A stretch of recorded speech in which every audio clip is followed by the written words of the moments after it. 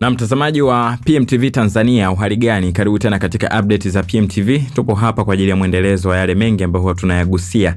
Na huu ni mwendelezo wa stories za kule Mexico, ambapo kiongozi wa genge la madawa ya kulevya aliuawa, baadaye kukatokea machafuko karibu majimbo 20 yote.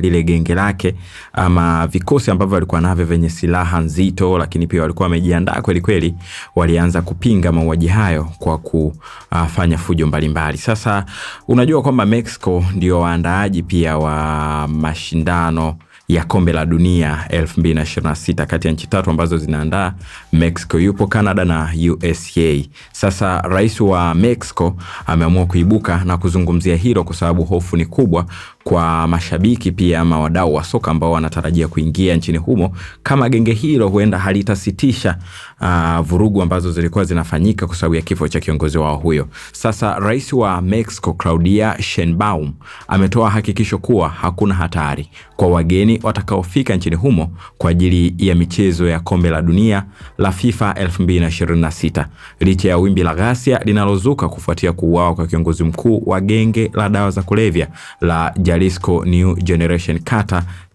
CJNG, Nemesio Ruben Oseguela, huyu maarufu kama El Mencho, ndiye aliyeuawa. Sasa El Mencho aliuawa Jumapili iliyopita wakati jeshi la Mexico lilipojaribu kumkamata katika shambulio la alfajiri, jambo lililosababisha mapigano makali na wafuasi wake kufunga barabara kuu takriban 100 na kushambulia kambi za usalama katika majimbo ya Jalisco na Michoacán.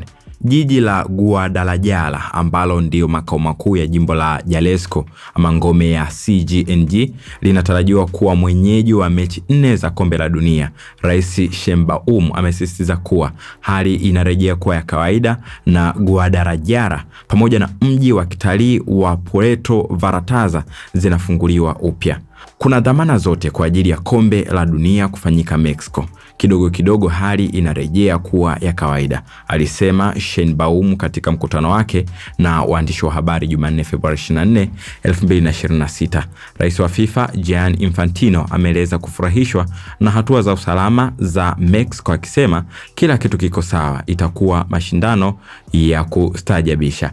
Habari hiyo imechukua sura mpya baada ya Rais Sheinbaum kutisha kuchukua hatua za kisheria dhidi ya bilionea Elon Musk. Musk kupitia mtandao wake wa X alidai kuwa Sheinbaum anachukua amri kutoka kwa magenge ya dawa za kulevya, madai yanayoshabihiana na yale ya Donald Trump kuwa Mexico inaongozwa na cartels wale. Sheinbaum ameyakataa madai hayo na kusisitiza kuwa serikali yake inatafuta amani, si vita, akijitofautisha na sera za awali za vita dhidi ya dawa za kulevya ambazo zilisababisha vifo vingi zaidi nchini humo. Nini maoni yako? Shiriki nasi hapo.